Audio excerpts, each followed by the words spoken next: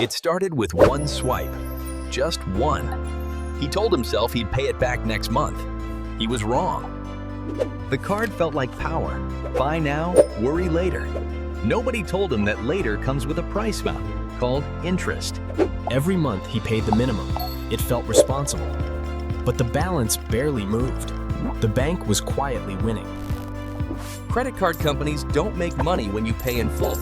They make billions from people who pay just enough to stay trapped. 1 year later settles. The debt had grown, not shrunk. He was paying for things he didn't even own anymore. Then he did the math, really did it, and felt sick. That one swipe had cost him 3 times the original price. Interest is the price you pay for spending money you don't have. Every delay costs more. Every minimum payment extends the trap. The rule is simple. Never spend on credit what you can't pay today.